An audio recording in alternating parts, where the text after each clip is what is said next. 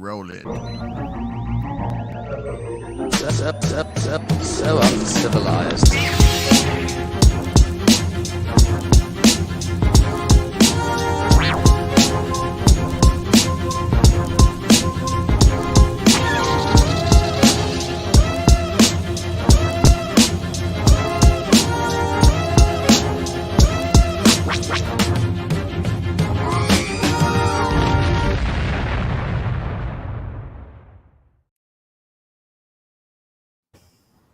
Yo, now you probably can't see me, and the reason why is because I got the background covered up. I don't know why. I'm just kind of stupid.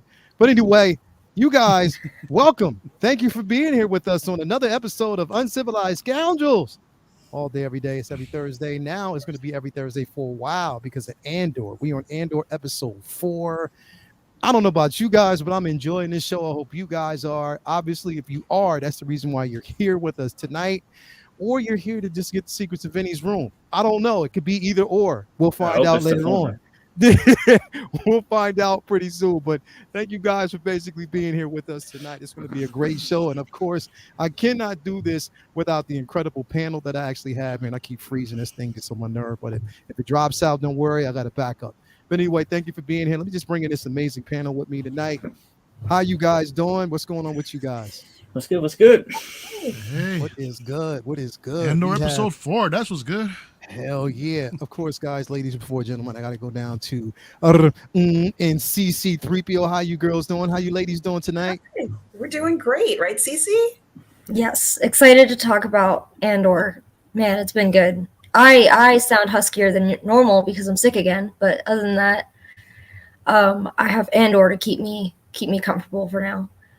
She's doing her ScarJo tonight. She's doing her ScarJo. She's doing a ScarJo. More like Skarsgård, right? I wasn't gonna say that, but Skarsgård. Yeah, Look that's a at good me. one. Look at me. Yeah. How are you this evening? I'm doing okay. You know, it's cold now, but it doesn't matter because we have Andor, and next week we have New York Comic Con. Yes, we do. Oh my god, that yes, we do. crumble. Yes, we do. It did. Yes, we do. We have New York Comic Con. I'm extremely excited about that. I hope most of you guys are as well. People who are going, I know we'll be there. I said it's like an every year thing for us. So it's always a celebration. Can't wait to see everybody. Yes, CC, you can hit me up if you want me to see if they got some special prints, because I know you're going to be doing that. So you can definitely hit me up. I'll look at them, look for them. But I'm not the only one here. You can hit up Dipset as well. Dipset he'll probably find them quicker than me. So, you know what I mean? You can definitely hit him up as well. Or so yes, New York Comic Con's next week. We will be celebrating, but tonight we are here to talk about Andor. So thank you guys for being here. El Profesoro, what's going on with you, bro? Doing good, man. Just coming off a Brother Cousin stream. Sorry for being late, everybody, but you know we got to stick around and end out the show. But hey, I'm happy to see Cece again, man. It feels like it's been forever. It's been a while, So, yeah. Definitely been a minute. So glad to see everybody here tonight. Yeah, man, definitely. So glad to see everybody here, and you guys are with us. Last but not least, the Lord of Rooms himself, Vinny. What's going on with you, bro? Lord Room. Lord Rudamore. Rumor. I'm doing fantastic, man. Like Lord Room. This is such a great episode. I can't wait to dig into and talk about. Like Earl said, I am super hyped for New York Comic Con. It's literally next weekend. So I'm beyond hyped for that, and just been working on October stuff and getting ready for that coming up this month. And Halloween's right around the corner. Horror-thon's next month. It's an awesome time, and man, we got a lot to talk about tonight, though. So I'm excited to dig in. I forgot about Horror-thon. Yeah, man. Oh my God, this Like is gonna be 3 weeks away. crazy. I cannot wait for it. It's gonna be crazy. It's gonna be incredible and crazy. Can't Yes, wait indeed. for it. And it always starts around 2:00, and we go to like late. Yeah, right? we always just have a whole bunch of crazy off the wall horror movies that I usually have to apologize for Yeah. trauma. Crazy. I literally do.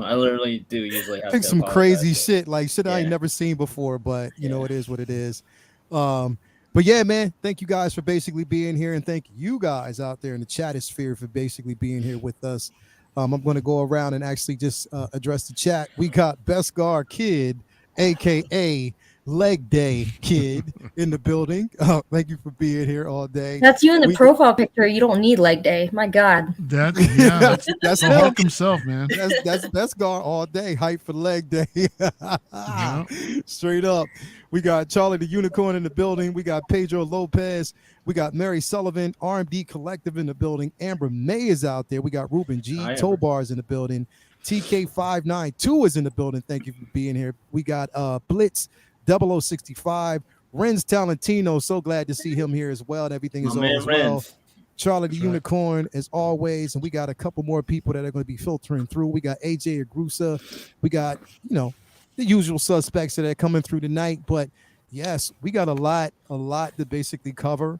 Not really though. We got some. This episode 4 of Andor. Like, here's the thing, and I just want to say this off the top, and I'm gonna keep it strictly my opinion. Okay, what I wanted was something that was story driven, compelling. I wanted to relate. I wanted to be able to connect to the characters. To different characters. I wanted a display of just dialogue that was fitting, and I just wanted to see an exhibition of excellence. And I got that, and I'm getting that so far with this show. The reason why I love it so much is because it's the universe. The universe is huge, and I wanted something that was going to give me a look at the universe outside of the norm, which is the Skywalker trilogy, everything that we know about that. I wanted to know about the crooked politicians, the underworld, the underbelly, just that fear of being on the Senate, knowing that you're basically being watched. I wanted all that.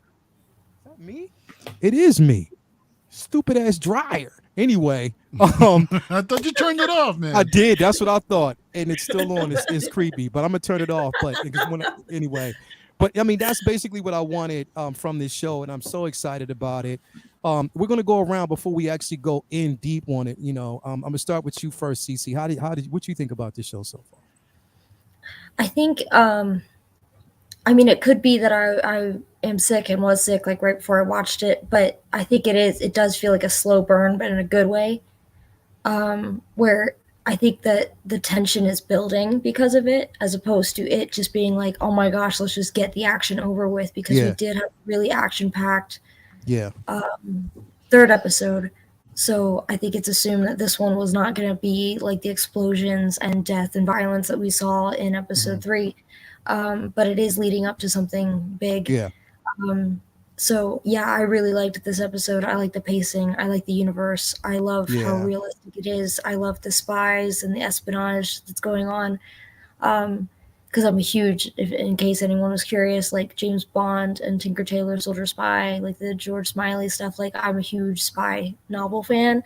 So I really like those aspects that they've been putting into the show so far, and we'll get into details. I'll talk about some of my favorite scenes of this episode for sure. Yeah, definitely. It just, the tone, I love the tone so much. It just draws me in.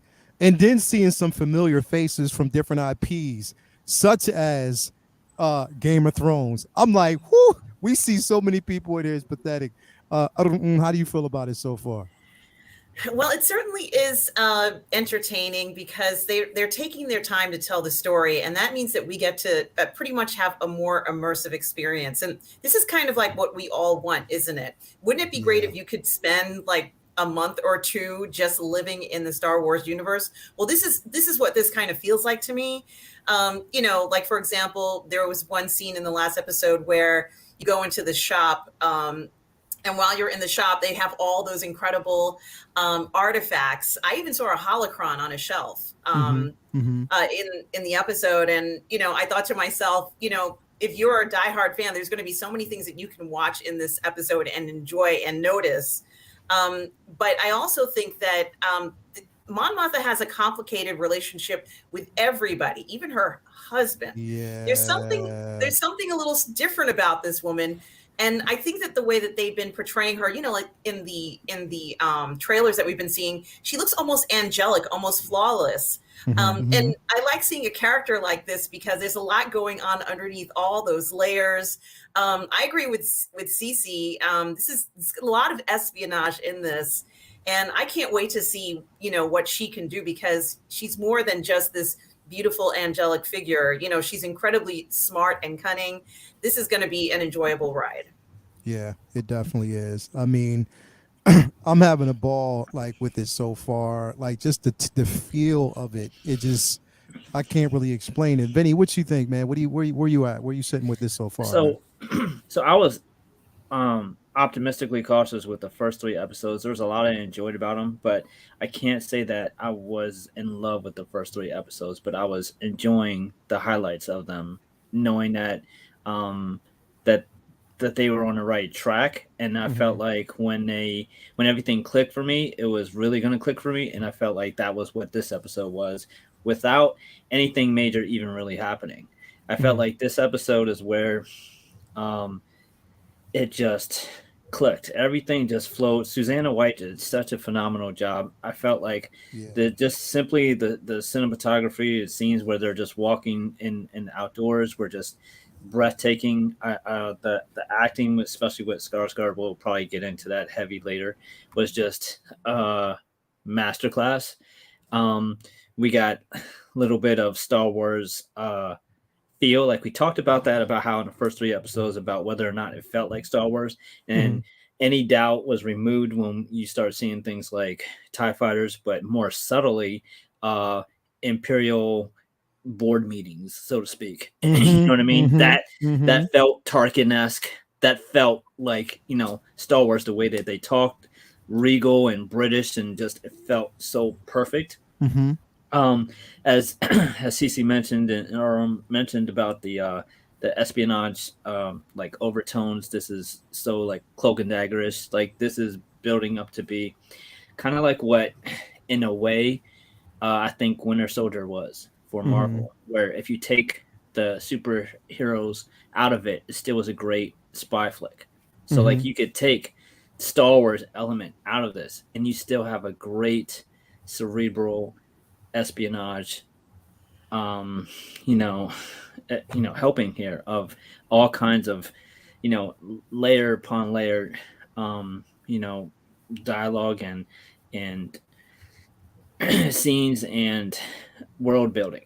And there's so much. I mean, like even Mon Mothma's house. Like I want a giant bonsai tree. Like, right? Yo, she had a bonsai chandelier. Yo, everything, the attention to detail from the meetings in Coruscant to the camp in the woods, details in the ship, details in her house. I wish some other Disney shows that are running currently right now had even a quarter of this budget. Yeah. We won't mention any names. Yeah. It rhymes with no, I'm not even gonna say it. But anyways, this rhymes show, with the Seahawks.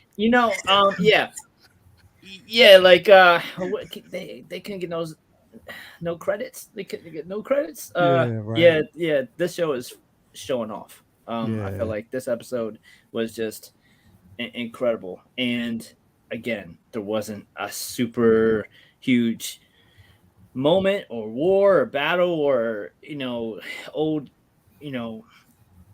fan favorite character or anything like that. It just was doing its own thing and doing it exceptionally well. Shout out Susanna White and everybody involved with this episode, because this was like an episode I will go back and watch.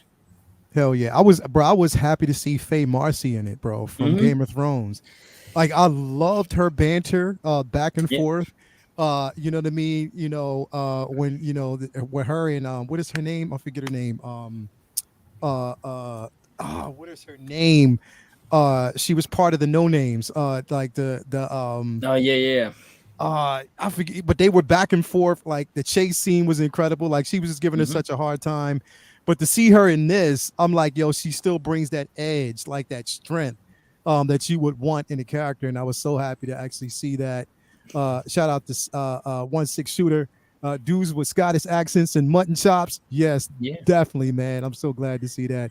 My man, El Profesoro, bro, like your take on this episode. And this, like, for this episode, compared to how you felt about episodes 1, 2, and 3, where are you now with this? Like, where, like, seeing this episode, are you, where are you feeling? Where you at right now with it?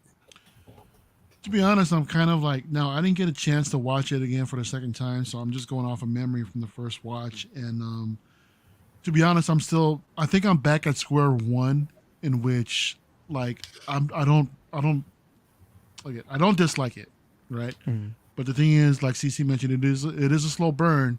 However, it's actually building up to something. We see the gears in motion right now for what's actually going on. Mm-hmm. Mm-hmm. This particular episode, I thought, had incredible like character development with Luthen, with Skarsgård's character. Man, I think he absolutely stole the episode in this one. Man. Yes, he did. I'm looking forward to see more of him. Yeah, Vinny mentioned what we saw in Coruscant. That was great. And Arun mentioned some of the some of the artifacts that was in that little shop right there. So all kinds of little tidbits that was in there. But regarding this particular screenshot, this was interesting to see how Andor is going to be like. How is he going to be able to fit into where what's going on, right now? He's basically right now a fish out of water, plucked out, in his environment, and now his adventure begins, so to speak. So I am looking forward to it. The buildup was incredible. It's just that it is a bit of a slow burn, but it was really damn good though.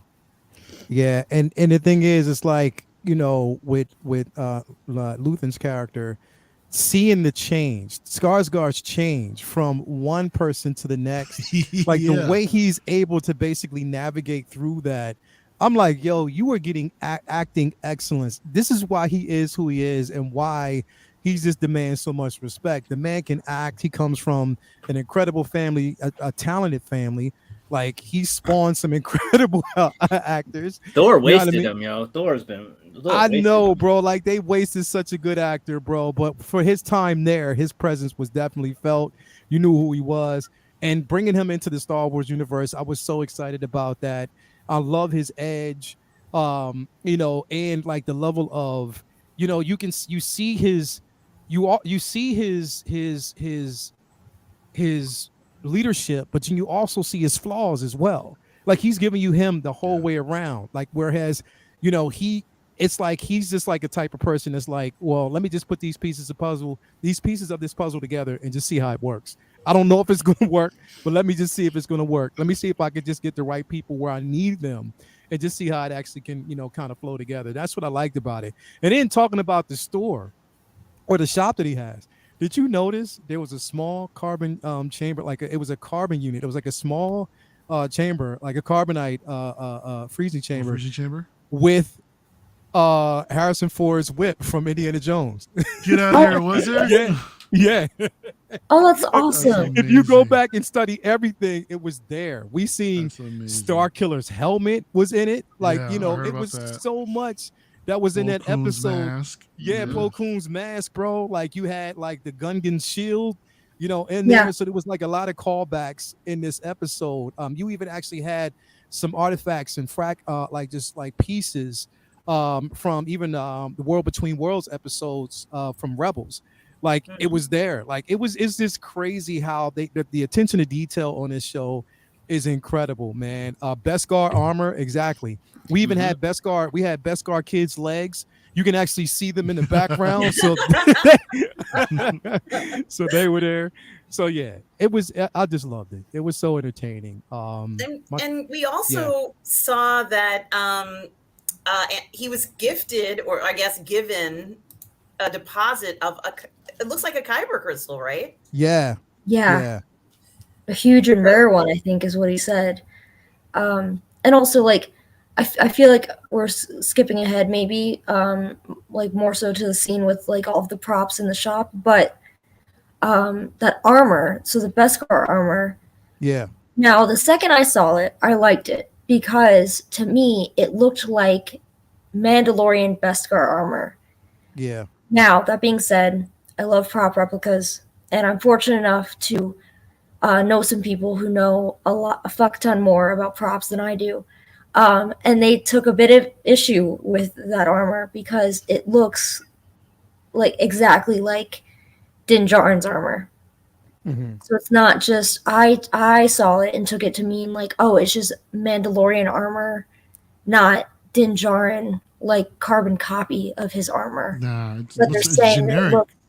it looks too close, like identical to Din Djarin's armor, and so therefore it kind of took people out of the episode because we're 15 years off of when he received his armor. Yeah. Again, I don't know. It doesn't ruin anything for me, but I am. It is, curious that we talk about they spend so much attention to detail that they would reuse something like that and not. So it was his armor? Allegedly. Yeah, I'm no expert. I'm not the one saying this, but allegedly, it is Din Djarin's armor, and that his armor is unique. Whereas I took it as like, okay, it's the breastplate, and they all have that kind of like divot in the center. We all know what Mando armor looks like.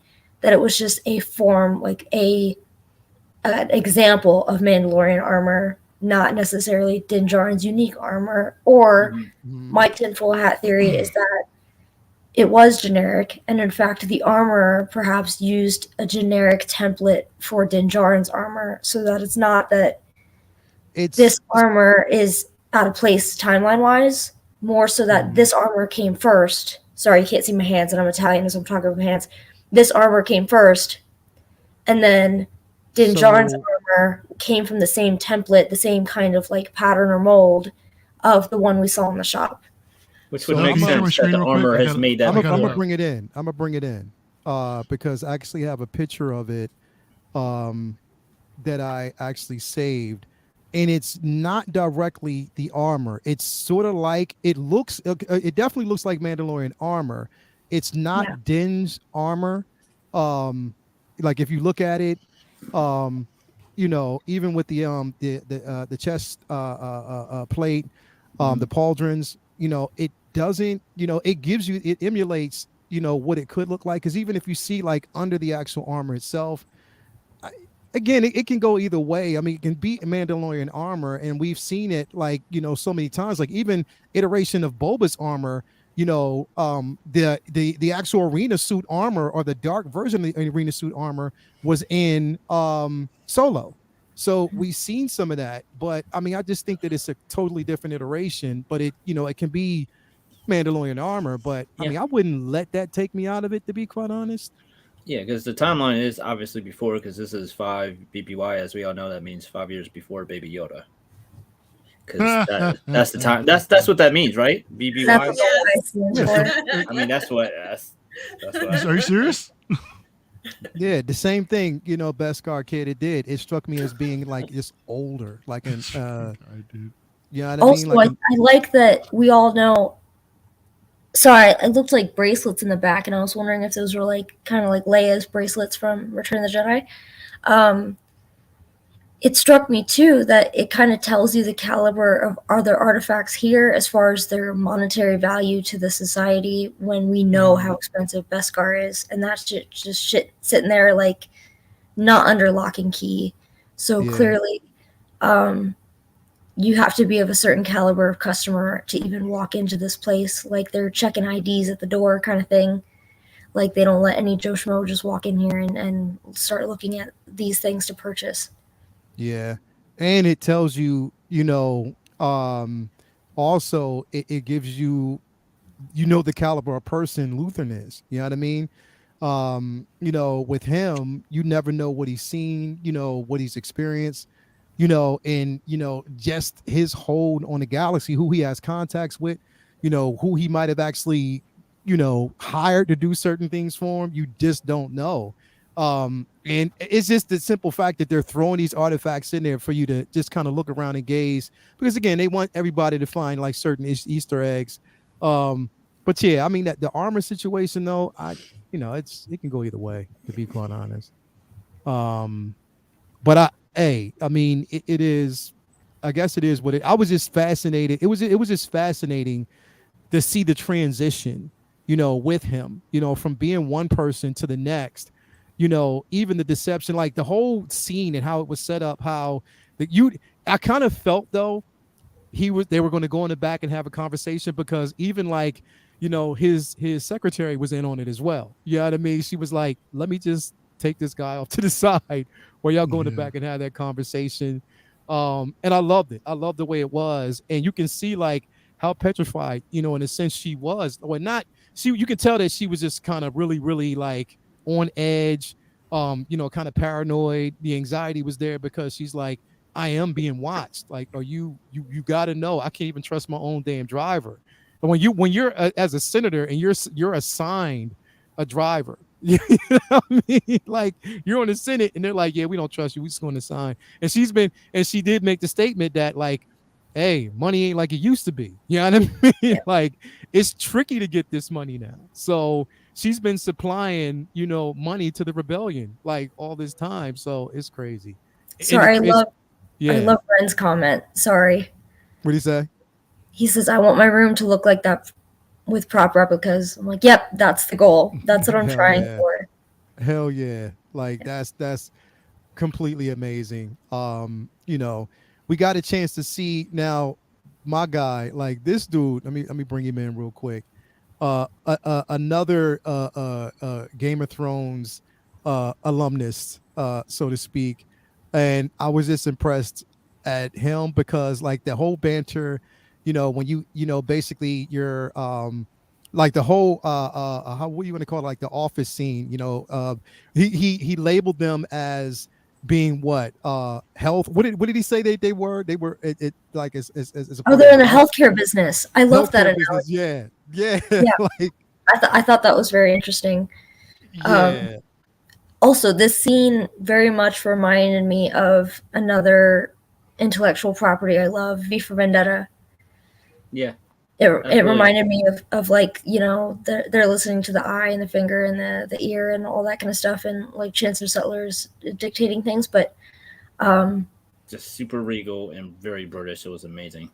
Yeah. And I love the Sudafed patches are back. I've always thought they were Sudafeds.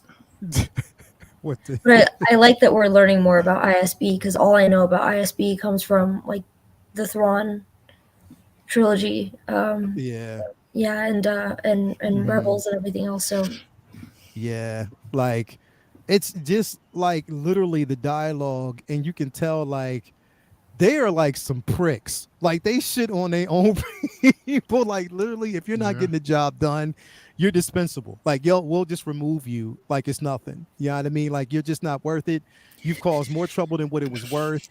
Yeah, think about the breakdown of that scene, right? Like, so the whole first 3 episodes is a culmination of I'm gonna forget my man's name, but the cocky cadet, not listening to his superior when he was told this is above your pay grade. This is what you do with this problem, and then just let it chill, because there's a way to do things that aren't by the book. Probably just like in every authoritative, system, whether it be military or police or whatever, there's problems that you don't go out of your way to deal with because it's too much trouble. And he didn't listen and got tons of his men killed and all kinds of problems for them. And right. And here the woman in this scenario is about to do the same thing and go dig into some shit that is too much trouble, and they shut it down without question. And it just goes to show how differently they handle it on their level than how it was handled on the rent-a-cop level. Brad was crazy. Like the conversation between her and I guess they're ranking with these like individuals. It's just like trying to figure out their rank. But when she walked in the room asking for the information from the one cat, and he was just like, as I said before, no. And she's like, all right, walking out. And he said, yeah, don't look down. He was like, yo, he didn't give 2 F's about it. He was like, yo, I'm not giving you information. Because at that point, I guess he had already had a directive. He knew what he wanted or what he had to do. And by rank, they're at that point, there was just no fear. Like, you whatever you're saying at that point means absolutely nothing. You know what I mean? But I do like the level of strength. You know what I mean? Just, the way the characters were portrayed, how, you seen like the banter back and forth in the office, whereas everybody was just kind of on edge, but they knew, pretty much they knew their place in a sense. Mhm. But like, Tight ship. yeah, like a tight ship ran, the commanding officer didn't give a shit. You know what I mean? He was just like, yo, get the job done or whatever, or it's just not happening. But I love what we actually got. And what was the planet called? Where Luthen took Andor. I keep forgetting the name. Is it Aldani or Aldani or Aldani. Right. That's what it was. Aldani. I love, the simple fact that, again, you had individuals who were like, yo, we don't know you, so therefore we can't really trust you, type of situation. Like, you could tell, like, everybody they just don't trust each other. Like, there's no level of trust at all. Like, they can't really trust. They don't. And it's like almost like they've been burnt way too many times to really welcome anybody new into the fold. You know what I mean? So it's just like untrustworthy. They're like, yo, who is this person? And she's just like, yo, it doesn't matter who he is. This is what you have to do. This is the job. He's, and it's sort of like, Andor doesn't even know that he's, expendable. You know what I mean? Like, literally. Yeah. It makes sense though. Like, if you're about to rob a bank and the day before the job they bring in a new driver, you're like, hold up, Who's this? Yeah. Hella sus. Yeah. Yeah, it is. Like, who is this person? We don't know him. We don't know him from a can of paint. Mhm. We've gone over this plan. We have this plan drawn up. We know what we want to do, but you're bringing somebody else new in. We have to explain it. And are we giving information to somebody who's, part of the empire? You know what I mean? What's cool was the one dude, I forget his name. He was like, I can smell that, he's serious, but I still don't know him. Like, they could tell just from look at him, like, they don't think he's a cop or authority or imperial or anything like that. It's just they don't know him. They might run off. And it was funny because we were talking last week, like, what is he gonna do? Is he gonna steal a ship? And what is he gonna? And the first thing what Skarsgård said, he was like, you could do this, or you could try to kill me and take my ship. And that's what he was going to try to do. Exactly. Until he got stopped. And he was like, oh, shit, he's seen that coming, huh? Yeah, exactly. He's not as dumb as you think, whatever. And it's like, you know what I mean? Somebody in Andor's position is just like he's desperate at this point, like really, really desperate, but going along with it because, which makes him a reckless individual. Like, he's highly reckless because he has one intent. Like, in the back of his mind, he's still trying to find his sister. He hates the Empire. And at the same time, he's on the run. You know what I mean? Like, I keep saying it over and over, and I keep thinking it every time I watch one of these episodes is I wish they had let young Solo play this serious and dangerous, because the first scene we see of Han in Star Wars, he's dead ass serious in that bar shooting Greedo, and he is not about any games or jokes. And you would think that 10 years prior to that, he would be even more dangerous and serious. And Cassian's demeanor is how I feel like that type of person would have to be in this world. And he's killing it. He's just doing an amazing job. Now, one thing I wanted to point out was that there was a holocron in the shop. Yes. It was on the shelf. I tried looking for it, but I couldn't see it anywhere. We got it's when they go in the back. And if you look to the left of the screen, you'll see it up on the shelf. Wow. Let me see. I'm going to look right now. So we got a holocron and a kyber crystal. Yes, we do. Basically carrying around. Which, again, they just want to remind you that it is the same universe. It's just the simple fact they're not touching on those things right now. Now, it's interesting, though, because when they were in the shop, Mon Mothma mentioned that she says she knows a person. You know what I mean? I'm wondering, and rumors were like, well, we know Bail Organa. We're going to run into him at least once. So we know that, basically he'll be on this show somewhere, possibly. But they were also rumors about, well, what if it could be Leia? And I'm like, well, I don't think so. Because especially watching Rogue One, it would appear that, Mon Mothma didn't have too much or that much communication with Leia, only through Bell, at that point. So do you guys think we could see Leia, or do you think that's just like, no, that's not going to happen? Somebody even said Maz. We could see Maz. I don't know. What do you guys think? No, I'd rather they not go down that road. Yeah, They could do a lot without having to. I feel like they already played that card in Rogue One. I don't want them to go back to that, and I don't know. It worked for that short period of time, but I don't want that to be a crush. Now, don't get me wrong. That if they did it, it'd be cool, but I wouldn't feel like that's something that they'd have to do. yeah. You know, it should be shoehorned in. Yeah, I feel like it would be forced, especially because they just did, her and Kenobi, and they're doing young Luke with Mandalorian. It's like this. I think a big part of the show is out doing non-Skywalker family stuff. And What you know about what I mean? what about Bail Organa? See, I think that we're going to see Bail Organa. I think think we that should, makes more yeah. sense because Yeah. he would be. I feel like that's a workaround. Like having him there makes more sense than trying to, shoehorn Leia, a CGI Leia in. Because they could have him there as in her stead. But I don't know. We'll see. Yeah, Yeah, Bell definitely makes more sense, man. And I mean, given the timeline, this is just like 5 years before the Battle of Yavin, right? So it definitely makes sense. At the beginning of the rebellion, we know that Bail Organa has a major part of it, along with Mon Mothma in the birth of it. Yeah, I think they can totally pull that off. If we saw Leia, I wouldn't mind it. I mean, like you said, I think that would be cool. I mean, given today's deepfake technology, they gave us Luke in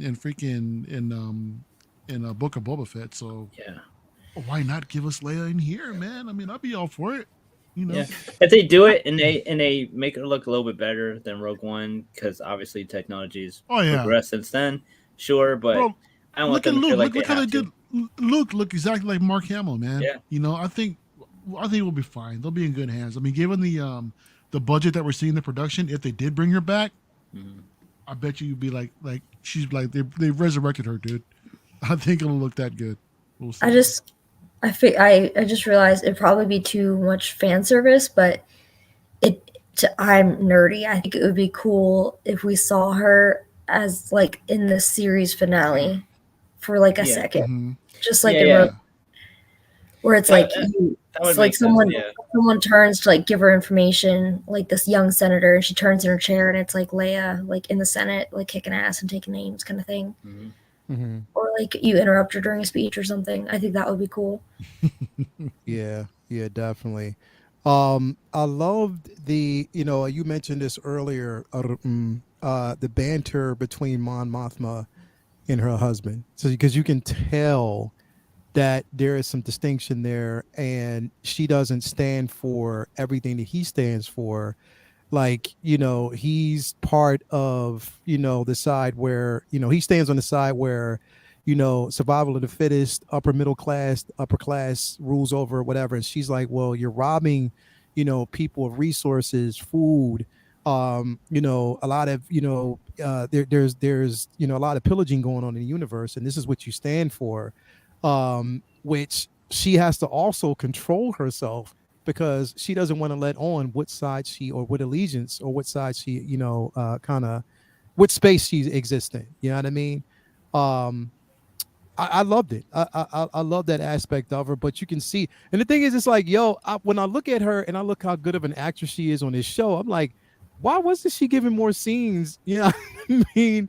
And some of the other, like, even like, even some of the prequels, like, it would have been amazing if they would have gave her more scenes, and we got a chance to see her more. I'm glad we're seeing it now, but I just love her portrayal. But what do you think? What do you think is going to happen between her and her husband? Do you think he's going to actually suspect a lot of what's going on with her, or is she's going to kind of like, and again with her level of paranoia, like she might get caught off guard and he might discover more than what she wants him to know?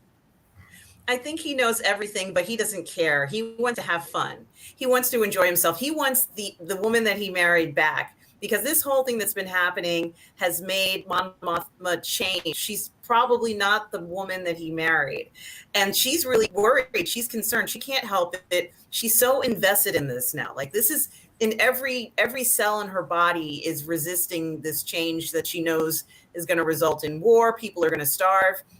This is like maybe more important to her than anything else out there, even her husband. And he kind of knows this. And I think that he's not prepared to kind of let her go for the cause. But, you know, I mean, I don't know if that's going to happen, but it's almost as if that's what's happening. It's building literally a wall between the two of them, in a sense. He wants to have fun. He said it very plainly. He doesn't care if that she's been, you know, having these issues with other, you know, let's say lobbyists who don't support her cause. He just does not care about that. He wants to enjoy himself and have fun. And but she can see a more ominous thing happening, and I think she knows maybe everything that might be going on, and they know she knows, and that's why they're so far up her whatever. You know, she can't even breathe. She can't even go to the bathroom without somebody watching what she's doing. So, you know, she's really on the hot seat, and she's playing it really cool. But she this might be one of the most difficult times for her to be a senator in her life that she's ever had. And she knows it. Like, she definitely knows, you know, that again, she has to play a lot tight to the chest. You know, even when we saw some of the trailers, which, Vinny, I think you still didn't go back and watch any of the trailers yet, did you? No, wait, because I'm waiting to the end of the You season. waiting to the end of the season to do so. But there was, you know, in the trailers, we did actually get a, you know, a sense of her level of paranoia, you know, where she has to put on a smile, you know, basically in the Senate. But, you know, when she's walking away, she's always looking over her shoulders and stuff like that. So there's a lot. Now, the good thing is we know where her character ends up. So we know that in this series, we're not going to lose Mothma. But is this seeing, and what I love about the show is that we actually get a chance to see relationships.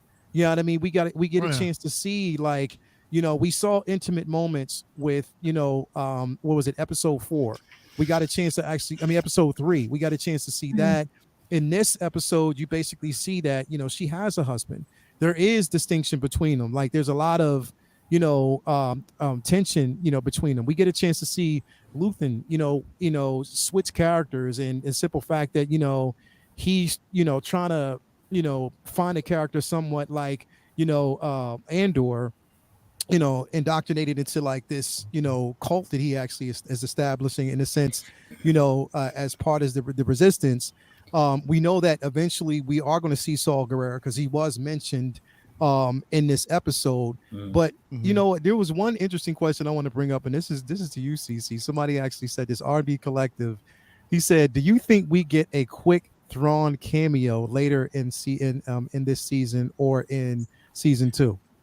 Well, pardon me as I try not to cough. I think so. I did think about that, obviously, seeing all those artifacts around the room, and it's cool that you mentioned the Holocron. He's still kind of coming up. Well, I don't remember if we're live or not when you mentioned that, like, Indiana Jones's whip. Oh, we were. Okay. Yeah. In the office, in that carbon freezing chamber. Well, Thrawn's office had the Holy Grail from Indiana in Rebels. I don't think it fits the timeline, though. Right. I think, like, as far as I was thinking, as soon as I saw those artifacts, it just made me think of him, that he's still, like, off in the unknown regions with Ezra at this point. So I don't think that we would see a Thrawn cameo. We might see something that alludes to maybe Ezra, or like maybe, I don't know. I think that they're trying to make it like the MCU and connect things. So it wouldn't surprise me if they make a reference to something that we saw in Rebels. or a reference to something associated with Ahsoka, but not necessarily Ahsoka herself, if the timeline's correct, right? So, yeah, who knows? Like maybe Bail Organa shows up and he name drops Fulcrum or something like that. I think that's probably the closest we're going to get to a reference to Thrawn. Yeah. I don't know. It would definitely be interesting. But again, I'm like, now the one person I think that we could see eventually in this one, because they did basically make references that there was a ship full of, I guess, what was it? It was going to Scarab. There was a ship that was actually going to Scarab for construction. For construction. So when they said that, I was like, the first person I thought of was, Krennic. So do you think we might see a cameo Mario of Krennic? Do you think we might actually see him in this? I think maybe in the second season. Season. I think we could probably see the I don't want to say the early stages, but I mean them maybe close to finishing off the Death Star with Galen Erso. There could be a possibility that we could see more of them. I mean, I really do want to see more Imperial officers, man. I mean, like we talked about earlier with the earlier scene in this episode where we saw everybody on the round table. I wouldn't mind seeing more, man. So I mean, if we can see Tarkin, if we can see Krennic, I think that'd be perfect. So you would want to see Tarkin? Oh yeah, why not?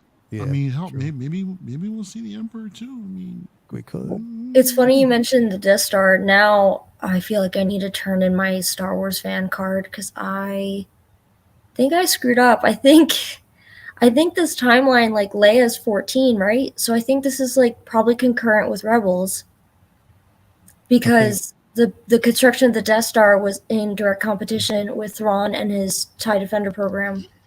So I don't think Thrawn is in the unknown regions at this point.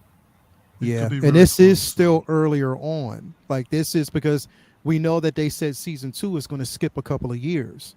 You know what I mean? So, this is already 5 years before the Battle of Yavin, so we're pretty close enough as it is. Yeah, and season 2 is basically supposed to skip a couple of years, like and go forward to the point that we get. So they already hinted, they already told us, and this is not a spoiler, that season 2 is going to end with them, at that time, events of Rogue One. In events of Rogue One. So we know that's where basically it's going to go.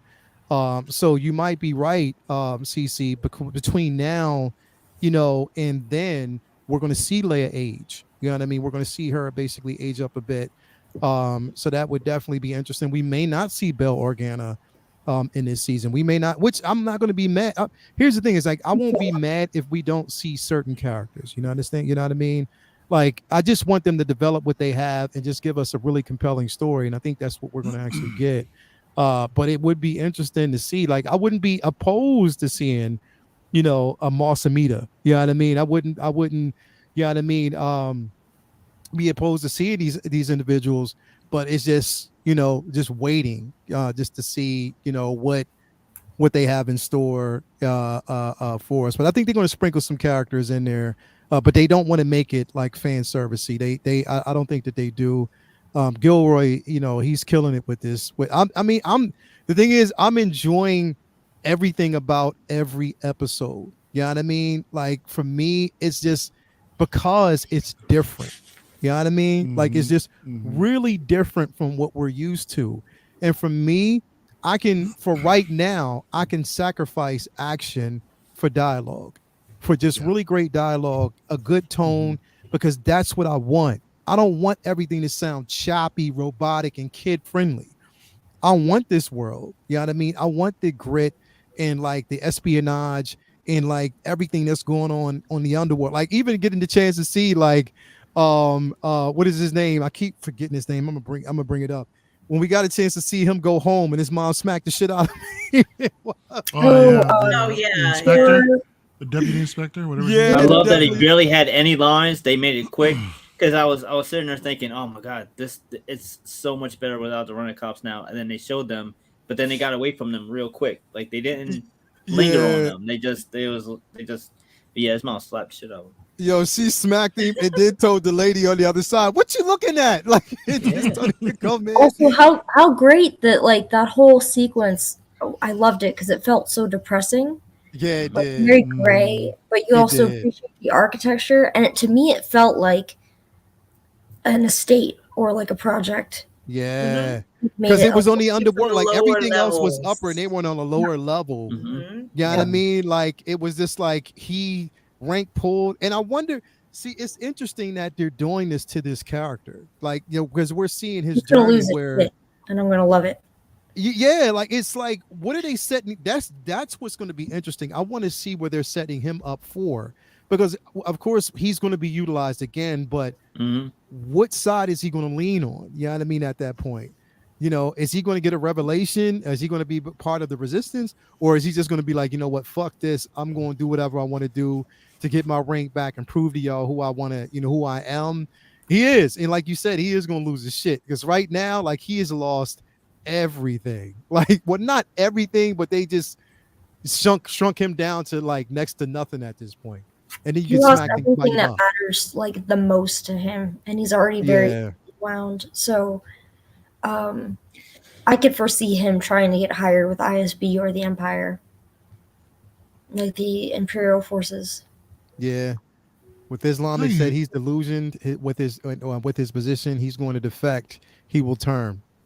Maybe. I kind of hope he doesn't, man, because that seems a little bit too predictable. Then, in a sense, because we're going to expect that in every single Star Wars type of series or what have you. I mean, it was expected with the sequel trilogy, man. I mean, where we see somebody, set up to be evil, then they have some sort of revelation or whatever, then suddenly they're on the side of good. We saw it in Yeah. Rebels, man, with what's his name? I can't remember his name for the life of me right now. But we saw it before Callus, in right? Rebels. Yeah, Callus. Agent Callus, exactly. Mhm. Yeah, I Yeah. really don't want to see a repeat of that too, man. And everything that you mentioned before in regards to the world building, into the grittiness of everything they're setting up right now. After thinking about that, I want to take everything back. What I said, man. I don't want to see anybody else. I want them just to concentrate on the characters that we have right now because Yeah. That's why. Yeah. That's so why. well, and That's why I was it doesn't hesitant need to about be Leia. diluted, man. Yeah. Yeah, that's why I was Like- hesitant about Leia. I don't want it to be Yeah. like, oh, this Exactly. show was great because Leia was in it. It's like, nah, it's doing so many other Mhm. things. It's doing so many Exactly. other things. It's giving you so many other elements, and it's building on characters that you don't know them right now, but you're going to be You're interested in finding out more about them, because it's building that. And what I love about this a lot as well is that you were literally seeing like they're showing you how the women that are portrayed in this show aren't forced. It's just who they are. You know what I mean? Exactly. It's not a forced type of situation Mhm. where they're forcing these characters because they're showing you who they are, but they also showing their flaws as well. They're thrusted in the same way. They're doing it so well with the character building, and how they're kind of in how their entanglement and how they complement other characters, the male characters in the show. I know wants to see some nakedness. You almost got that in last episode. You almost got that in last episode, bro. You know what I mean? So, you know what I mean? You might see some nakedness down the road. Just hopes, eternal. So We just basically, a kindred spirit, bro. Well, Well- something for the first time in a long time, seeing these senators and their positions that they're in, Mon Mothma is making me. I wouldn't mind being a senator in this environment Yeah. because there's so much at stake. Yeah. It's exciting. There's this sense of, you could really make a big difference here. And that spy feeling that we were talking about earlier, it's very exciting. It's of course she can't let anyone know, but I think it's exciting. I think it's definitely something that brings more enjoyment to having to watch the senators. I mean, normally that wouldn't have been necessarily an exciting thing, and now it's become something very different. You know what it feels like? What this episode sort of felt like to me, in a strange way. And when I say this, I know people are gonna be like, "What?" But you got to watch the show to really understand. It felt like the tension in this felt like I was watching an episode of Handmaid's Tale. It did. For some reason, the tension, because you had one side, the Canadian side, where basically you have like just what they would be considered like the rebels, the rebellion. But then you basically have the other side where you have these characters that are really walking on eggshells not to be noticed or found out. It's the tension value. Not to say that there were similarities as far as characters, but the tension. I almost felt the same level of tension in this episode. You know what I mean? And now knowing that we're building up to like a heist, where they're gonna I think the next episode is when we're going to actually see action. The action that Mario, Vinny, that you want to see. I think we're going to get it. What you think? Oh yeah, building up to it for sure. This heist. So Yeah, this I don't see. I don't need to see a lot of action as long as when it's a slow burn, it's as exciting and riveting as this past episode was. Like I feel like there's good slow burn, bad slow burn. I feel like this was a much stronger example of that type of pacing, and so I was just so much more satisfied with this episode. I did have I feel like it's a stupid question, but y'all might know the answer already. So I was curious if the voice of the computer in Luthen's ship is K2SO's voice. Is that where it's going to come from? See, because it sounds very similar, but there's not a lot of dialogue. So I tried to listen to it again, and it sounds alike, but it's a droid voice. They're kind of similar. So, but it had kind of like that sassiness or whatever. So I didn't know if that was a setup, kind of like the L37, transferring the Solo ship. The Falcon. I didn't know if this was going to be reverse thing with Luthen's ship having a programming that transfers to a droid.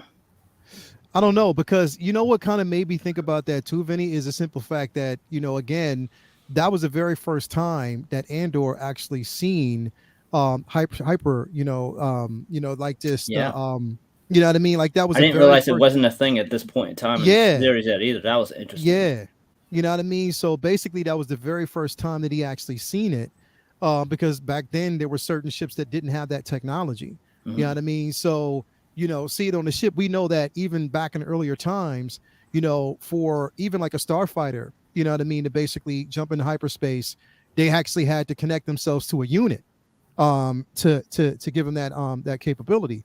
Now you're seeing it with ships. So that was the very first time that Andor had actually seen. And I like the conversation that they had, when Andor explained that, he was on the same, he was part of the same regiment on the same planet, which we can assume that he was around at the same time that Solo was there as well. Yeah. So we can assume that might have been, but then when Luthen broke it down, it was like, yo, you were a cook.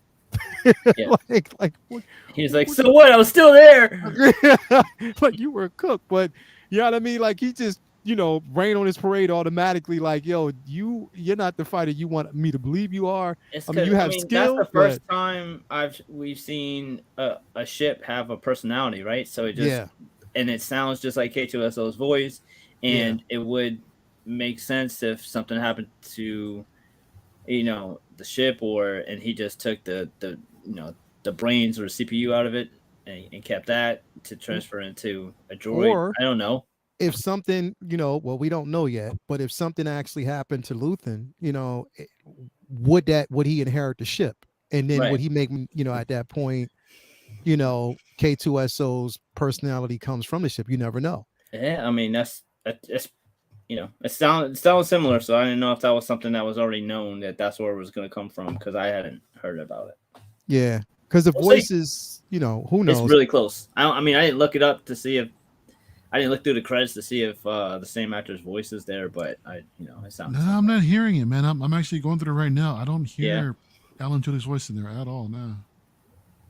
Now, kind of on the same topic as far as technology goes, but something that Matt kept pointing out when we were watching it is I really appreciate the other props that they've shown, like those like big iPad looking things that they were working on. I like how they somehow managed to, even though we know this was done in like 2021, 2022, it looks very original trilogy. It looks like real buttons, real greeblies, real pieces of metal. It's not CGI. It's not from the prequel era. So I thought that was really cool that even though it's new, it's brand new to us, and all these set designs and pieces are brand new. It looks like something that belongs in the original trilogy era, which is what they nailed with Rogue One too. Yeah, that's the thing, is like seeing the original trilogy, like aspects of the original trilogy there, seeing the markings and rank, on the uniform itself to know who has more rank than the other. Um, I'm loving it. I can't say it enough. Like, I'm just really, really, really loving this show. Do you think? Let me ask you guys. Like, do you think? Now, mind you, I don't particularly want it, because then I think it'd go down a totally different road. Like, I don't mind hearing about the followers of the Wills, but I don't want to see anybody else. I don't really want to see any Force sensitives in this show. Like, I don't right now. I want it to be separate from that, because then it's sort of like familiar to what we know, and I don't want them to go down that line to whereas they feel as though we have to actually have that. You know what I mean? What do you think? What do you think about that? I don't want to see Force sensitives either. Yeah. And the first thing that I thought when he got that kyber crystal, I thought, Yeah. well, where are they going with this kyber crystal? But then I Yeah. saw the holocron, and for some reason I wondered, could he open up that holocron using the kyber crystal? I don't think he can, but it would be helpful to somebody like him because of what he does for a living. It could help the Alliance. I'm just kind of thinking in my mind, why would he give him that? And, but and obviously we all recognize it was a kyber crystal, like it's a big deal, but I don't necessarily want to see any Force users or sensitives or anything like that. I think this should just be, let's say non-Force sensitive individuals. And perhaps we're going to see the social elite of Coruscant, in a way we've never seen them before. I want to see all those special people who, have a lot at stake here. Yeah. This is supposed to be the capital of the galaxy, right? I want to see things I've never seen before. We may not see it in this episode, in this series, but it would be nice to see some surprises like that. I think somebody with a lightsaber, using the Force is not a surprise. Yeah. Again, look, I like the way the pacing of the show is so far. I like that they're going down this road. It's completely separate. I think it's what we need. It's not like, not taken away from, Mandalorian, where there's always action every episode. You know what I mean? It's a slow build. You know what I mean? It's just one of those situations where you just have to follow the dialogue. They're building on something that's really big, bigger than what we know. And I embrace it. I love the writing, on this show. I love, the development of, now season 2.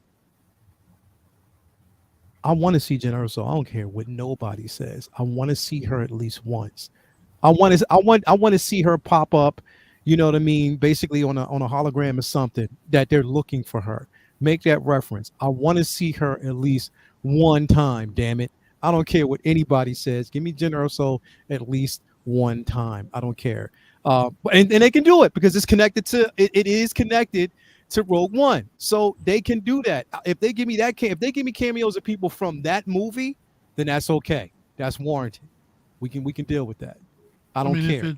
If it's related to the story arc, then sure. But then yeah. that just goes to what we were talking about earlier, man, about shoehorning, unnecessary characters in if they don't have to, bro. But I mean, I feel you though, man. But she's necessary though. She is necessary if they're heading into Rogue One, though. You know what I mean? Mm-hmm. If that's where we're going, like, again, we don't have to see it here, but I'm talking about season 2 because, like I said, I think there's only 2 seasons. So in season 2, we could actually see it. You know what I mean? So I would love to see that at the end, going towards the end of season 2. I would love to see it. But right now, I think the pacing is just right where it needs to be. Again, I'm so vested in these characters. Like, I think that's where I'm at right now. But we know that we're getting ready for a heist. We're going to see, you know what I mean, pretty much action the way we're going to see some troopers. We got a chance to see a TIE fighter. So we did see something that was familiar. Yeah. So we did get a chance to hear, once you heard that screech there, you saw that TIE fighter. And I love amazing too. It was amazing too because if in the OG trilogy, the Empire is in full force, so it's they rule with fear. So when you see hundreds of TIE fighters and AT-ATs and Death Star and all that, it's overwhelming, like weight on the world that they have. But at this point, Empire is just coming up, so it's a different type of fear. Like, what the fuck is that thing? We're seeing all the their new technology, and regular people are seeing these new death machines for the first time. So I'm sure they're just like rumors of like, oh, the Empire has this new ship that looks like something we've never seen a ship look like before, and it goes faster than anything that they have.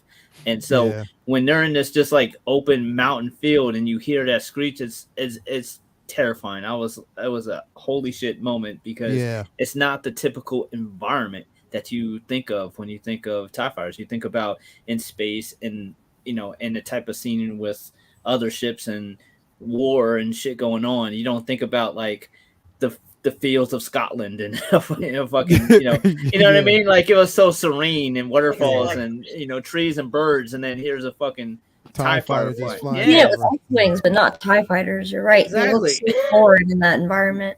It did. That's what made it such a like jaw-dropping scene. It was incredible. Oh yeah, and we got a. What'd you say? The Scotland. Me too, Renz. Me too. Yeah. It just shook the house. And we got a chance to see a speeder bike. Yes. Yep. Oh yeah, that's right. Yeah, we got a chance to see a speeder bike come through. It screeched through. So you know what I mean. Again, and that was like an inside man. You know what I mean. They had somebody on the inside, getting all the intel. So of course he's giving them information on where, like, time, where to go at that point. Like, yeah, it screeched like a Stuka dive bomber from World War II. Yeah, bro. Yo, Murray knows his shit.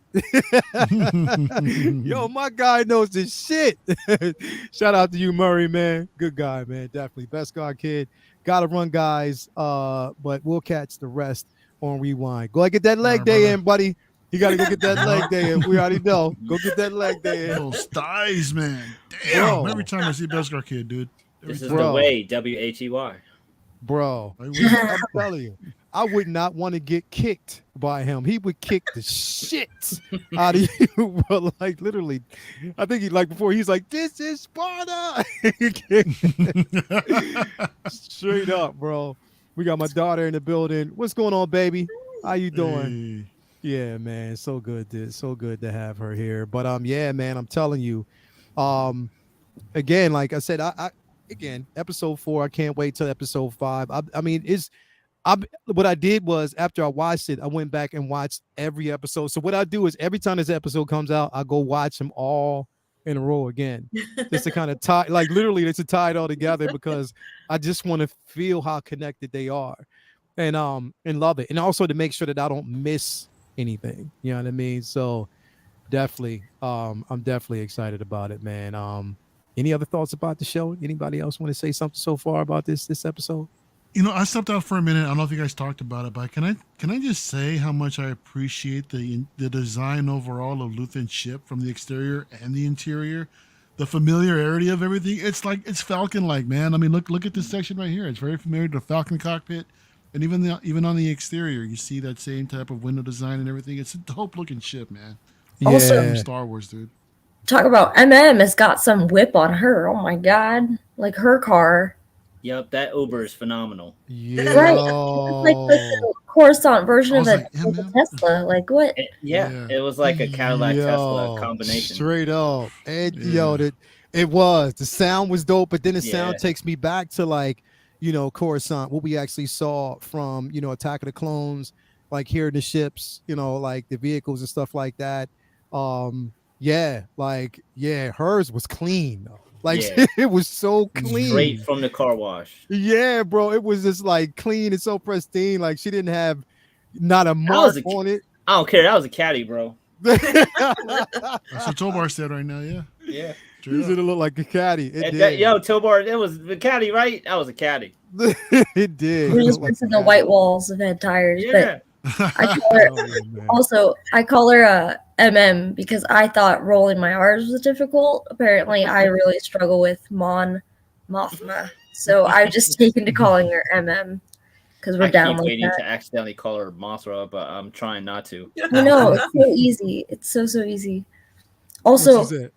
um, I don't know if this is terribly relevant to the show, quite honestly, but I am like a basic bitch fangirl. I was so disappointed that I went to Disney Springs, which is the Florida equivalent of downtown Disney. They had no Andor merch.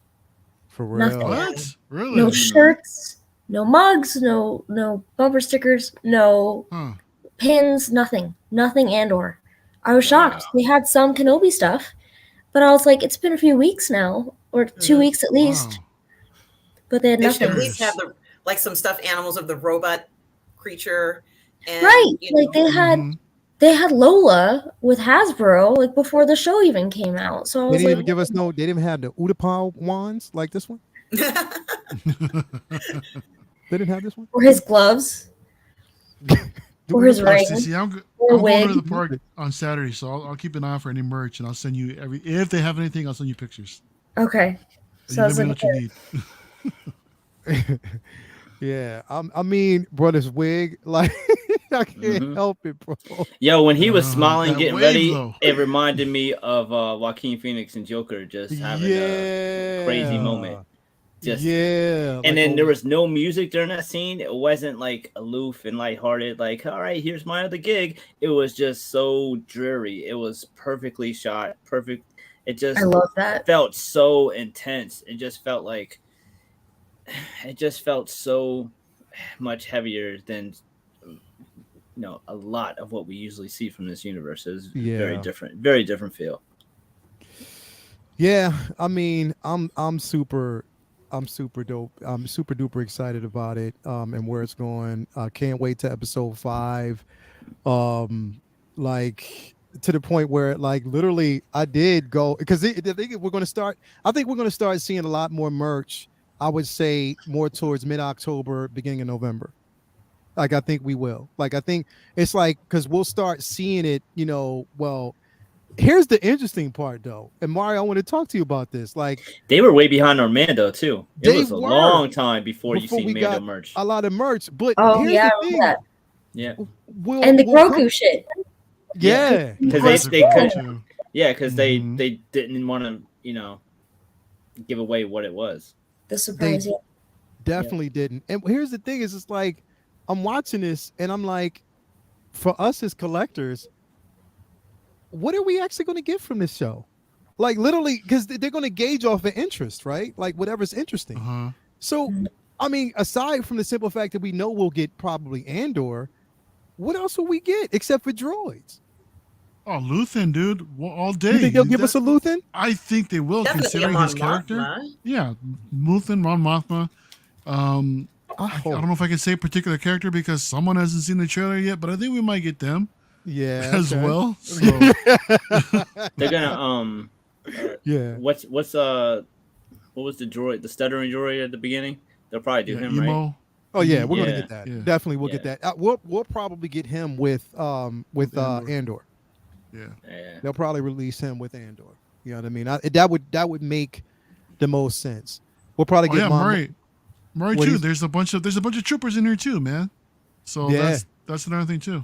I do find it yeah. interesting. We're 4 episodes in, and we, like you guys talked about, we haven't seen any Force Yeah. sensitives, and that kind of blew my mind when Matt the other night mentioned like, "Hey, I don't think we're going to see a lightsaber in this," and I was like, "Like what?" Well, like that didn't occur to I me. mean, they're We all also have- either timeline. dead or in They're all hiding. gone. Because Yeah. if you were getting a fight and you whipped out a lightsaber, like expect Vader to be ringing your fucking doorbell and expeditiously. So What if they?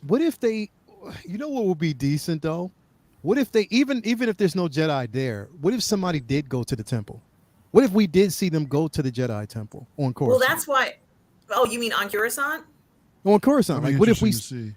That'd be just to see what it looks the, like the, right the now? aftermath and the remains. it's of covered it. in- the Crime scene it's the tape spirit still? Halloween now. Oh shit! Too soon, Minnie. Minnie, too soon. It's just- I It's think What did he that- say? I didn't hear that. I think It's a that spirit the Halloween. temple is off limits. And that's why I was so interested in the holocron, because as you know, they can locate different things, like temples and stuff. So fucking idiot. That's why I'm thinking that they won't go to the Jedi Temple. Oh, shit. All right. Bro, it's Good. fucking Spirit Halloween. Yo, come on, man. Come on, too soon. Messed up, dude.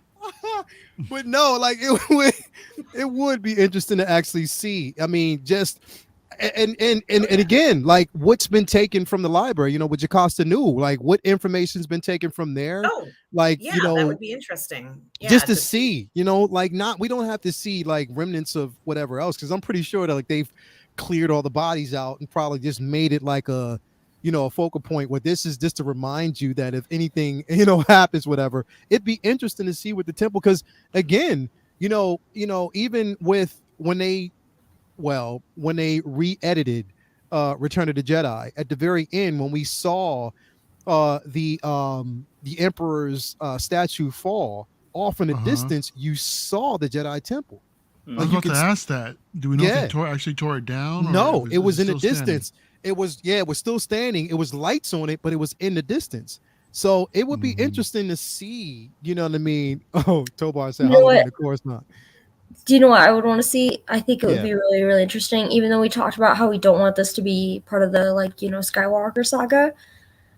I would like to see the temple to see if like the propaganda machine has been at work and how they might have spun all of that. If there's like a plaque out front, like a marble slab that describes, you know, this fierce attack against like the vengeful Jedi, and how you know, like Anakin Skywalker was killed. Yeah. And like maybe there's a memorial to him and the other Jedi who died that day. Oh, I get it. Like they spin the scenarios not to make themselves look bad. Yeah. Maybe there's like a bunch of numbers of like the clone troopers who were like commemorated and you know, risked their lives going against these evil Jedi at the time. And like we see Anakin's name like on a wall or something like that, like a Vietnam kind of style memorial. Like, yeah. Really interesting to see. And they hold him as like a hero or something like that, who resisted against, because again, Jedi have been made to believe or made to think that they were the enemy at that point. You know what I mean? Yeah. So it's like if they made Skywalker a villain, where he was, you know, because he was a Jedi, he wasn't a master, but he was still a Jedi, or would they say like, oh, he turned at the last minute and died fighting for his emperor kind of thing? Yeah, died trying to get everybody out or something like that. How they would spin it, that would definitely be interesting. I would be down to actually see it. Maybe they actually have, you know, some troopers actually guarding it so no one can actually get in. You know what I mean? Like we know they've completely, and on top of that, just keep in mind that the Jedi Temple is basically built over top of a Sith temple.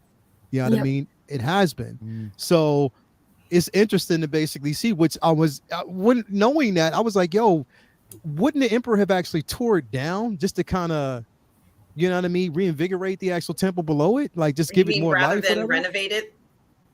Or rather than renovate it, knowing that, you know, that the temple is right below it, you know, who knows? Or change it up, make it a temple, make it a Sith temple or something like that. Who knows? But does the galaxy know that he's a Sith Lord though? I mean, no, they don't believe he is. No, they don't. They just think he has bad skin now. They don't know he's a Sith. Yeah, they think he was mutilated. Yeah. I wonder if he is like even superstitious about ruining a Jedi temple. In the hopes of elevating the Sith temple that's underneath it. Yeah, if he just I mean, I don't know. Like drain it of his. The temple's been drained of all resources at this point. You know, anything that's actually there, any information that's needed, they have pretty much every name of every known Jedi in that temple.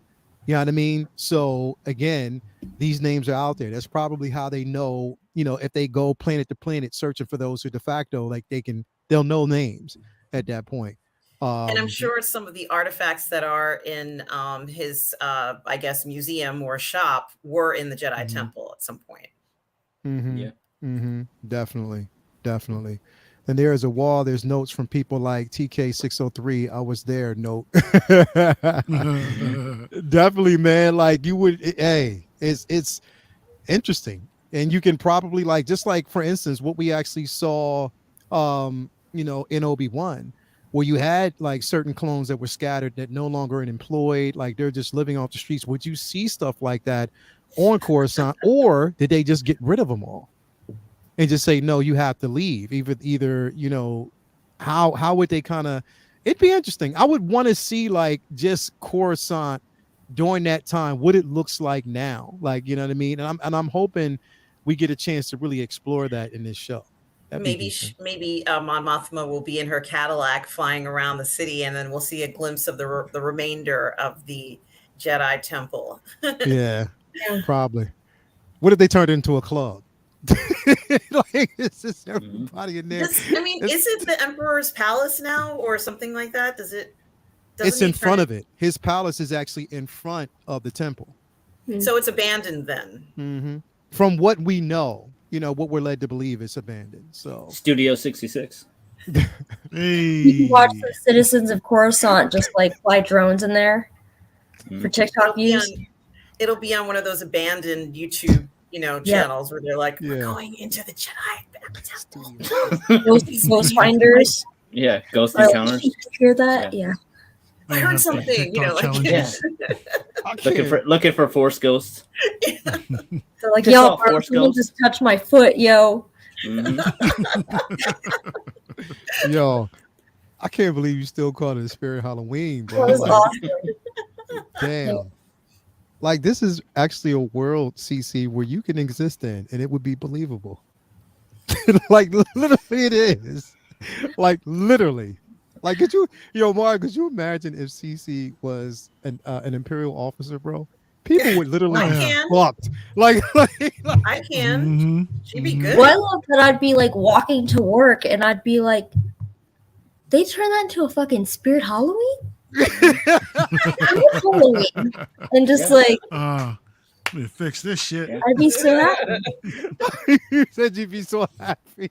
Like, damn, I thought it was gonna be a Starbucks. Oh, whatever. I'll settle for this. CC would be taking galactic selfies in front of the whole Jedi. Yep. Oh man, but I'd find MM's ride and be like, "Yo, check it out, yo." Yo, taking a picture of her like it's so shiny, I can see my future, yo. Or you'd probably rob the shop, get a whole bunch of ornaments. Yep. Yo, that'd be crazy. Anyway, taking his Beskar armor, taking these holocrons, everything. I just want the jewelry. I'm sorry. CC would definitely have hologram prints. Yeah. We could split the jewelry. Rotating hologram prints. Hologram prints for sure. Just rotating, just flexing on everybody in the Galactic Senate. Oh man. Speaking of prints, I mean, I know people here don't watch the show for art prints or anything, but I'm like obsessed. Bottleneck Gallery, who I buy a lot of art prints from, they're celebrating their 10th anniversary on October 7th, and they're doing an in-person like gallery show where if you buy tickets to their event, I think it's like $5, and it's donated to an animal shelter. You get first dibs at the art prints that they'll have for sale in person. They won't take the art prints until the show. But I did ask if during, and they did it to coincide with NYCC because they know so many people are going to be in New York for NYCC in their galleries in Brooklyn. But of course I had to ask if they were going to do any virtual releases during NYCC, and they said, yes, absolutely. And also they said that a lot of the prints, of course, they haven't released any IPs. We have a few artists who have released teases, but a lot of the prints at the show that are going to be exclusive to people who show up in person with this ticket are going to be comic book related because they know a lot of people are there for the convention. Nice. So if you're into art prints, that's something to keep an eye out for. So in other words, I'm going to give you guys $20, get me a ticket. Yo, I can't wait. See, my phone, either somebody, all right, so Vinny, just know that make sure that your phone is on. Check your Facebook Messenger. Don't pull me.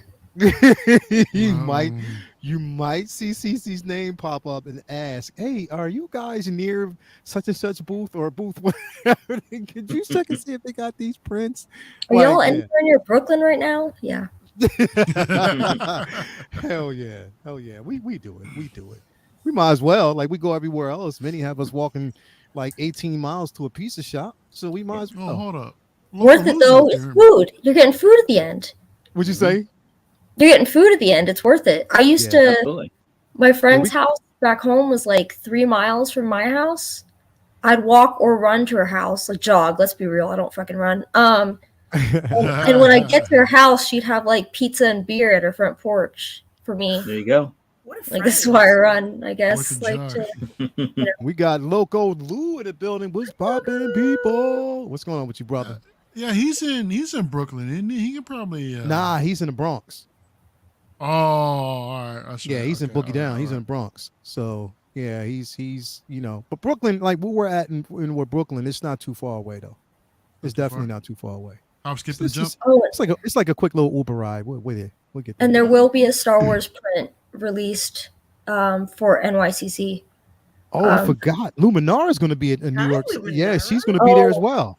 Luma, we got a new link up, young lady. Yeah. What you We'll say be there? There is a Star Wars print that's going to be released by Bottleneck during NYCC. I think it's going to end up online as well. But the artist is Jason. I'm not going to pronounce his name right because I haven't heard it said out loud. It's RIASH, like Raish. And it's like a black and white tees with a TIE fighter, and then the blaster fire coming from the TIE fighter is green. Do you have it up? Do you have it on your screen right now? I could pull it up. Please do, because people love like this, like Blitz. Mm-hmm. CC is. You know what? This is all right, Mario. This is what we have to do. Her, Exactly, a segment. Yep. Every. I was about to say that. Every show. Every show. Which is it's really opportune for me to like bring some of these up while the show's going on.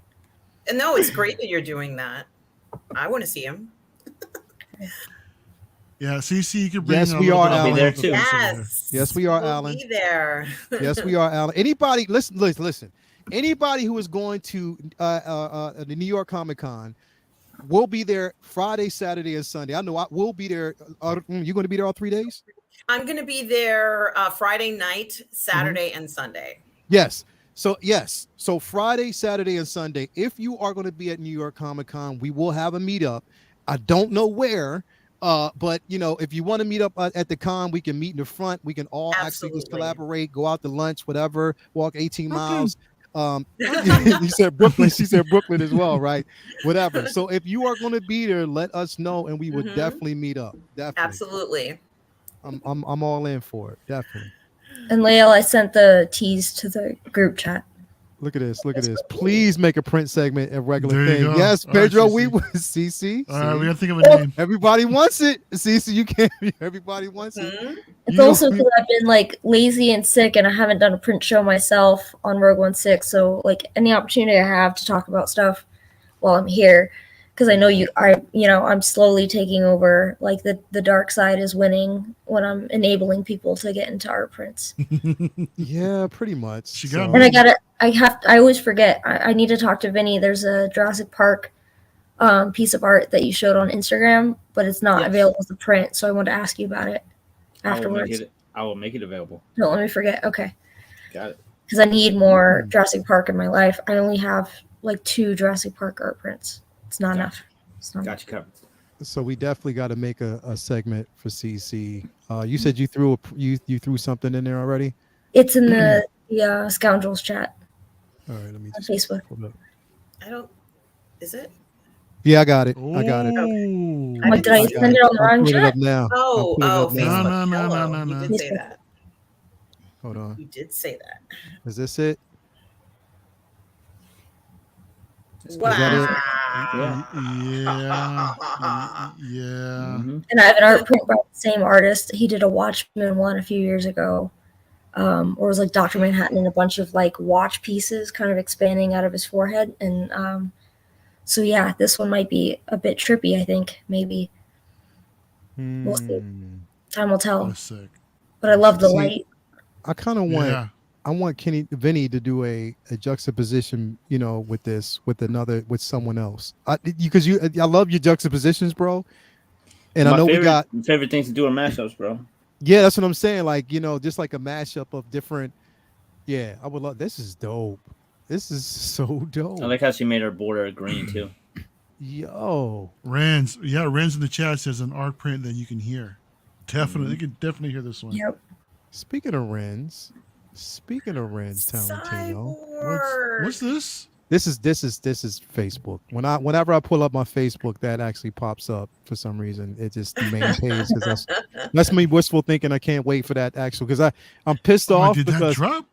not yet, but I'm pissed though because I just got notification from Sideshow that again Hunter has been delayed from December to February now.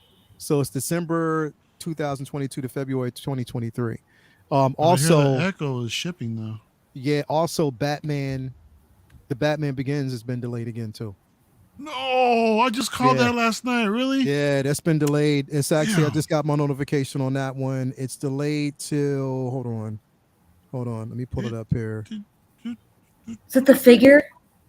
Yeah, Okay, because the premium format is supposed to ship for me in like 2 weeks.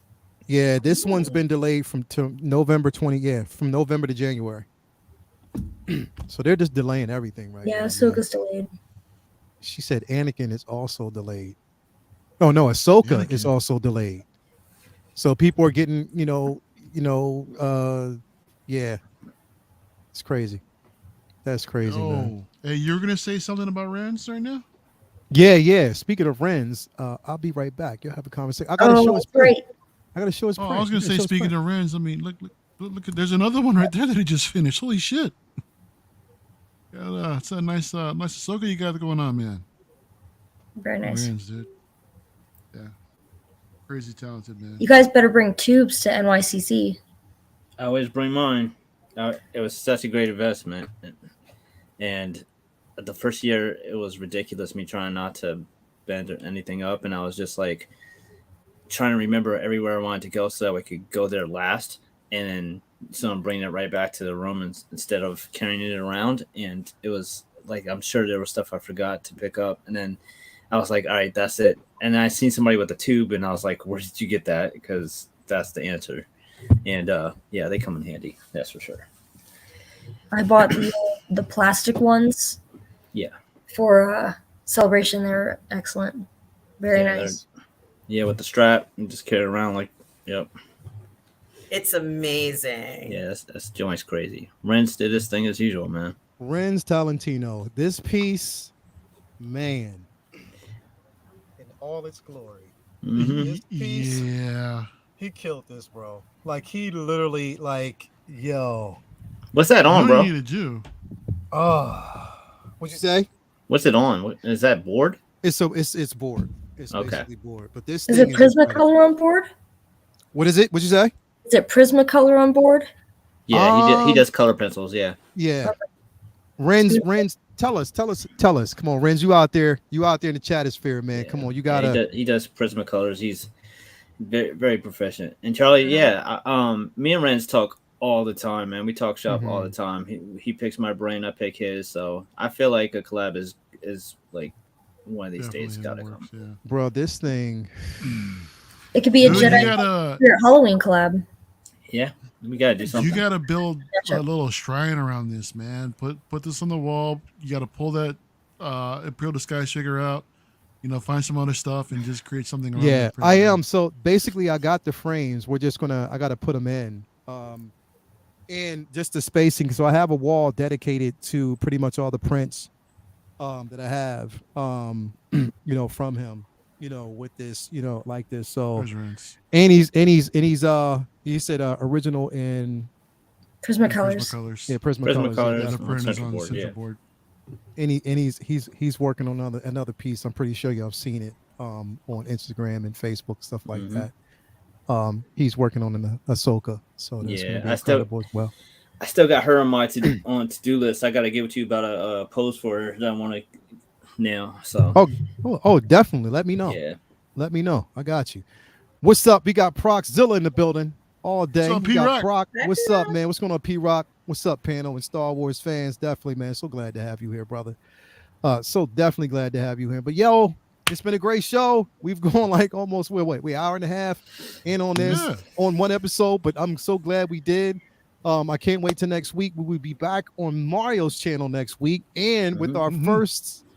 Oh, is it going to be our first segment of CC's Corner? Wait. What are we going to call it? CC's Cantina? You guys are doing a show next week? Next Thursday. Right, Hold on. I forgot. We can't.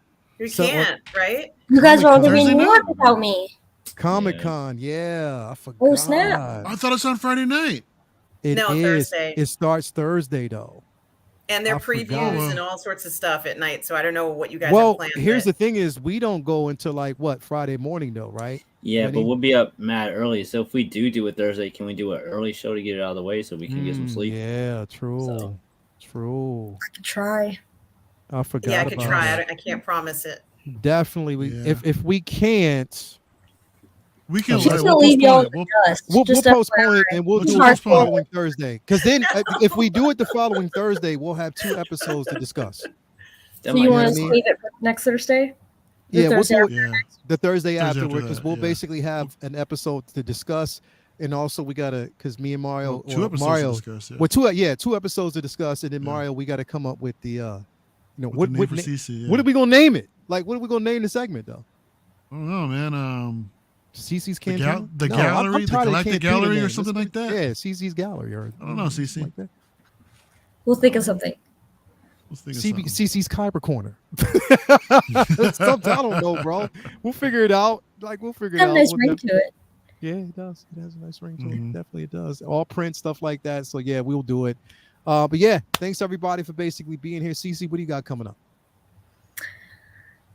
I think we have group therapy tomorrow, and I think that's about it. I should be doing a print show sometime next week, but again, sickness, like it's just I've been sleeping when I'm not doing this or working. So I'm overdue for a print show, but maybe I could muster the strength and do one next week. But yeah, I've got group therapy tomorrow talking about the latest and greatest in Star Wars collectible news. I know like Regal Robot had a cool release this week.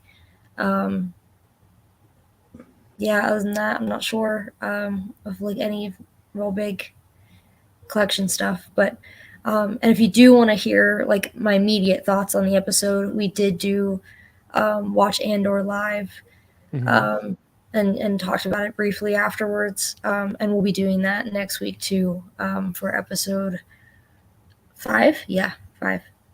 Okay. Well, definitely, if you haven't already, follow CC3PO, Rogue 16, YouTube and IG, and all the, good, great stuff that she has. And we will actually be back, not next Thursday, but the following Thursday. We'll just throw the name out there. We'll come up with the name, and we're not even going to tell you what it is. We'll just pull up the segment. I'm going to just show it. You should call it Fresh Prince. Oh my God. I like that. Fresh Prince.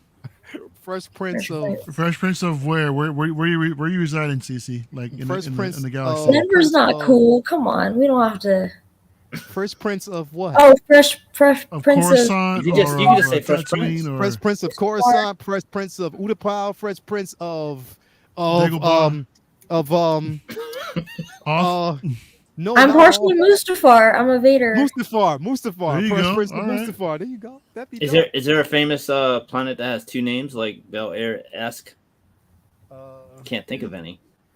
Udapau. Utapau. That's like Utapau. That's 3 syllables. Yeah. Coruscant. Coruscant is 3 syllables. I No. don't know. No.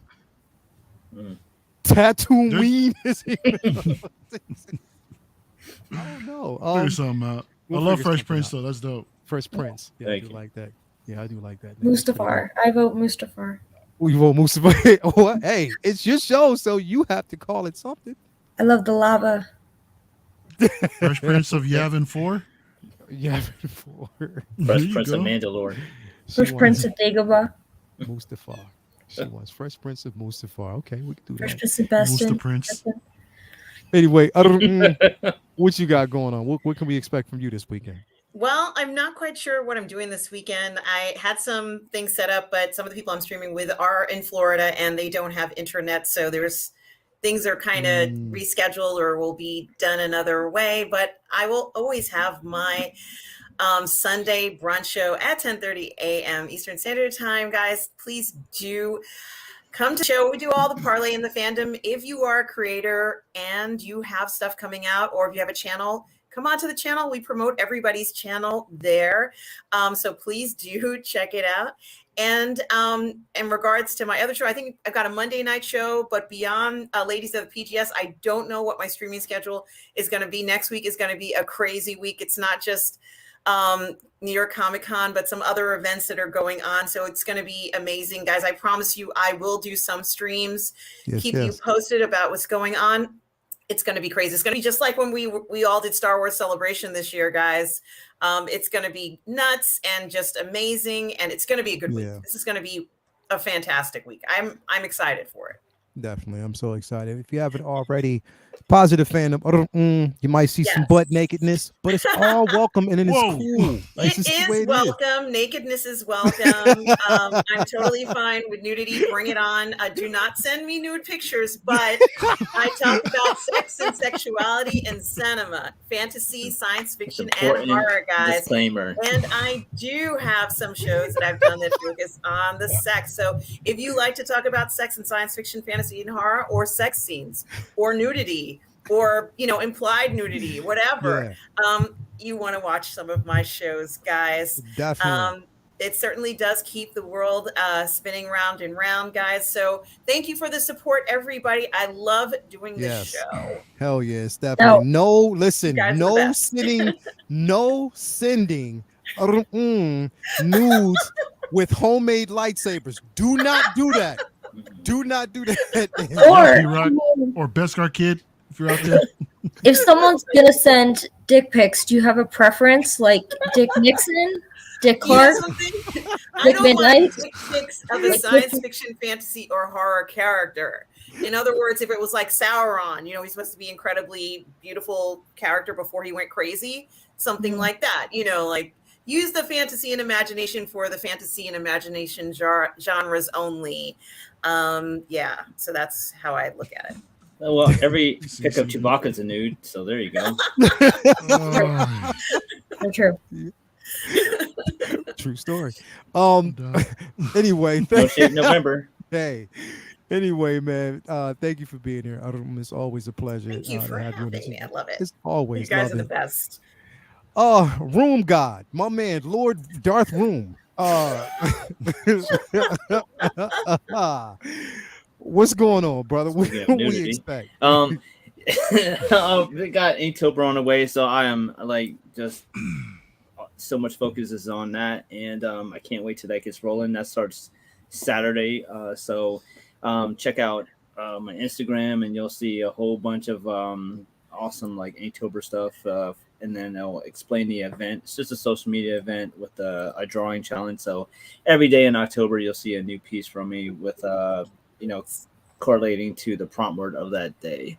And then, of course, next week is New York Comic Con. So I'm excited for that. I've been planning. I got some keys that I'm looking forward to. Keys I'm looking forward to picking up this year, pulling the trigger on. And just excited for more Andor comic book talk with friends on Monday. Always fun talks on all things comic book related. And no, that's about it. Yeah, definitely, man. And again, next week, I'm not on Dipset duty. I'm just letting you that right now. Somebody else. You'll be fine. Everybody that's going, You'll I am not on Dipset duty. I'm not chasing them at all. Fine. Y'all got that. My knees is not the best this year, so yes. We met up fine last year. It was pretty easy, right? We were fine. He's dramatic. Shit. Okay. I was tired. I admit I was tired too, so I'm not gonna lie. But Vinny never tires. That's what I don't get. No, I mean, it's Comic-Con. You could be tired on Monday. We got Ain't no time to be tired. Yeah, Man. ain't no time to be Hell tired no. in New York Comic Con. You Nah. got shit to see. Nah, it's yeah, it's cool. It's cool anyway, Vinny. Thank you for being there. Last but Always not a pleasure, least, brother. Lord Beard himself, my man, Mario, co-host. What's going on with you, brother? I'm trying to keep my clothes on, man. Man, tomorrow night. Tap the battle. Yeah, Yo. right. Tomorrow night we got LWO over there with Dan and Dre Yo, on their channel, so that's gonna be hella fun as always, Yo. man. This Saturday night. is Proc gonna be over there with y'all? Oh no, of course. Yeah, he's one of us, man. P Rock. No He's No the core problem. founder, man. P-Rock. One of the core founders. It's how P-Rock sound no when he doubt. talk. You know what I mean? Yeah, man. P Rock. It's all the way down like that. You know what I mean? Yeah, P Rock got that voice, man. Yeah, he do. Yeah, he do. And yeah, so Uncivilized against in a couple weeks, and yeah, that's pretty much it, man. So Definitely. good discussion, guys. Great discussion, man. Mario, thank you for being here. As always, El Professor on IG and YouTube. Links are actually in the description. Thanks everybody for basically being here. What's going on with me, man? Tomorrow we have Figure Flex Friday, of course. We have Collectors Lounge on on Sunday. Monday we have Comic Book Talk with friends. Yeah, that's gonna be interesting too. And then we have on Wednesday, Say What. Again, we won't be back for Scoundrels next Thursday. It'll be the following Thursday with 2 episodes, and then CC's segment. So that's gonna be interesting. So anything you want to know about Prince, she's gonna let you know. So definitely stay tuned for that, everybody. And if you're going to New York Comic Con, link up with us next week. Make sure you do. We'll be there Friday, Saturday, and Sunday. We're going to take this show on the road. So definitely, everybody, look out for us and be ready to walk because Dipset gets to moving. When you look, if you see this, you see Vinny. So anyway, definitely. But anyway, thank you guys out there. Thank you for being a part of the tonight's show. Again, be kind, be safe. As always, to your fellow man and your friends, but most importantly, stay uncivilized all day. We are out. So uncivilized.